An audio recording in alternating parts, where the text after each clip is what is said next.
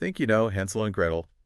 Get ready, because this deep dive might just change how you see this classic story forever. Oh. We're going way beyond the gingerbread house and that wicked witch Oh, for to sure. explore some really thought-provoking themes. It really is amazing how a story that seems so simple, like on the surface, can be so rich Right? in symbolism and cultural anxieties. We're going to be talking poverty, abandonment, cunning, and some pretty dark imagery that's stuck with people. For generations. Yeah, For generations. To really unpack this, we're going straight to the source. Oh. The original German folktale, Oh, yeah. as recorded by the Brothers Grimm. And let me tell you, some parts are way more intense Oh, yeah. than the versions we might remember from childhood. Oh, totally.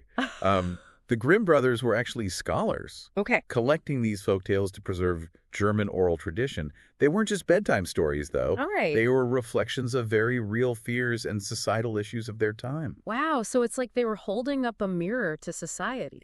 Exactly. And some of what they saw wasn't pretty. Right from the start, we're hit with this brutal reality of poverty. Yeah. The woodcutter's family is literally starving to death. Yeah, the text describes it as a great dearth in the land. They can't even afford bread anymore. Wow. Imagine having to face choices like that. I know. What would you do if survival meant making unimaginable sacrifices? Yeah. That's heartbreaking. And this desperation leads to a truly shocking decision, right? Yeah. The parents decide to abandon their children in the forest. Yeah, and it's the mother who proposes it, and the way she talks about it is Right. chilling. It's cold. Almost like she shut off her emotions to deal with the situation. Yeah. She even tells her husband to start planning their coffins if they don't get rid of the kids. It's tough to even imagine the emotional turmoil of that whole situation. Yeah. But you do see the father's internal struggle, right? He clearly loves his children. He even says, "The poor children, I do pity them." He only agrees reluctantly, which really highlights that tension between survival and parental love. And it's this inner conflict that makes him such a tragic figure. Absolutely. He's trapped between these impossible choices. But this act of abandonment is what forces the children to become resourceful. Right. That's where Hansel steps up. He overhears his parents' plan, Oh, wow. and instead of panicking, he decides to take action. Okay.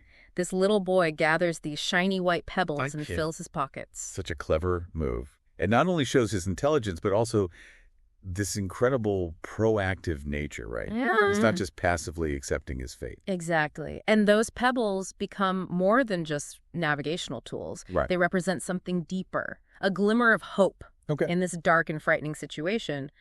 Think about a time you felt lost. What was your pebble, that small thing that gave you hope? I love that connection. And the text even mentions the moon shining brightly in the pebbles. Light often symbolizes hope or guidance in folklore, Okay. contrasting with the darkness of the unknown forest. Right. It's like saying even in the darkest moments, there's still a chance for things to get better. But then, the second time the parents try to abandon them, they go deeper into the forest. Deeper into the forest. And Hansel can only gather breadcrumbs to mark the path. Yeah. Talk about raising the stakes. Yeah, this change from pebbles to breadcrumbs is so crucial. It highlights the growing vulnerability of the children. Okay. Breadcrumbs are easily scattered, Right. consumed by birds. It's like saying hope itself is fragile in this situation. And that imagery of the birds eating the crumbs just adds to this sense of danger Right. of the children's growing isolation. It's like the forest itself is working against them. Totally. Wow. Yeah. Yeah, it's almost like they've been just swallowed up by this world of shadows and uncertainty. Right. And then just when things seem their bleakest, Yeah. they stumble upon something that feels like a dream come true. A house made entirely of sweets. Oh, the gingerbread house. Yeah. Such a captivating image. Oh, yeah. Isn't it? It appeals to our deepest desires for comfort and indulgence. I can practically smell the gingerbread and the sugar. The Grimm's version describes it in such vivid detail. I know. The roof made of cake, windows of clear sugar, Well. and walls decorated with pretzels and candies. It speaks to this primal desire for abundance, Right. this almost childlike belief that our wishes can just magically manifest. But of course we know it's all a deception. Right. Right. It's a lure set by the witch who lives there. Yeah. A stark reminder that things aren't always what they seem. Exactly. The gingerbread house embodies this idea that appearances can be deceptive, Right. that temptation often masks danger. Yeah. Think about those moments in your own life when you've been drawn to something that seemed alluring, Right. only to discover there's a hidden cost or consequence. It's a powerful reminder to look beyond the surface. Yeah. And speaking of deceptive appearances, right? Let's talk about the witch herself. Okay. She's described as stone old, leaning on a crutch. But don't let that fool you.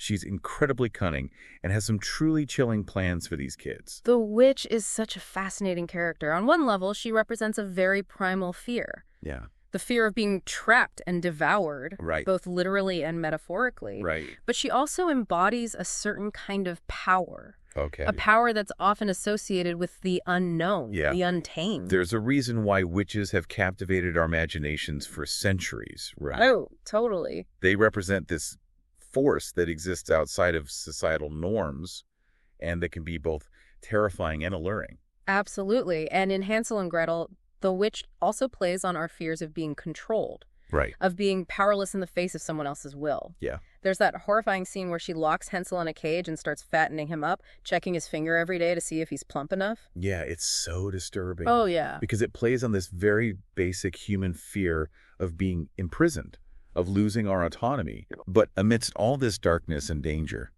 there's this glimmer of hope that emerges from an unexpected source. Gretel. Yes. This is where things get really interesting. Okay. Gretel, who has been mostly a passive character up until this point, Right. she becomes the hero. She's like this quiet force who's been observing, learning, Yeah. and waiting for the right moment to act. I love how she starts by outwitting the witch, pretending she doesn't know how to check if the oven is hot enough. Right. And then, in a moment of sheer bravery, she pushes the witch into the oven and slams the door shut. It's such a powerful moment of subversion. A young girl, Right. typically seen as powerless, Yeah. outsmarts and overpowers a figure of authority and evil. Wow. It's like the story is saying that even in the most desperate situations, Right. we have the power to fight back, to reclaim our agency. I like that. It's like this incredible moment of empowerment, you know, Yeah. a reminder that courage and cleverness can triumph over even the most formidable foes. Right. And it doesn't stop there. No, they escape that gingerbread house. Right. They find this treasure trove of pearls and precious stones. Wow. And eventually, with the help of a duck, they make their way back home. So it's like they've emerged from this dark, twisted fairy tale Totally. and stepped back into the real world. Yeah. But it's not a simple happy ending, is it? No. I mean, their mother is dead. Right? And the children now have this newfound wealth. Right. Makes you wonder, is this truly a happy ending? Can material possessions ever replace a lost loved one? That's such a powerful question. Yeah. It speaks to the complexity of the story. It's not just a simple tale of good versus evil. It's a reflection on the human condition, the costs of survival, and the things we might lose along the way.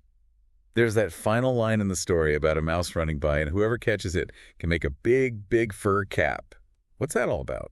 That's a traditional closing formula often found in oral storytelling. Okay. It's a way to bring the listener back to reality, Right. to signal that the fantastical tale is over. It's like a gentle nudge, a reminder that we've been on this journey with Hansel and Gretel, Yeah. but now it's time to return to our own lives. Exactly. But even though the story is over, it stays with you, doesn't it? Absolutely. And that's the power of a story like Hansel and Gretel. It's not just a children's tale. Right. It's a reflection on the human experience. It really is. We've explored themes of survival, cunning, the power of sibling bonds, and the very real dangers that exist in the world. For sure. And it all plays out against this backdrop of poverty and scarcity, Right. which sadly still resonates today. It does. It's a story that continues to speak to us because it touches on these universal themes that transcend time and culture. So what does all of this mean for you? What stands out to you from this deep dive into Hansel and Gretel? Do you see it as a cautionary tale, a celebration of resourcefulness, or something else entirely? Here's a final thought to chew on. The story presents this ambiguous ending. The children escape a horrific fate, but they return to a world where their mother is gone, replaced by material wealth. Yeah. It makes you wonder about the true cost of survival and whether true happiness can be found in material possessions alone.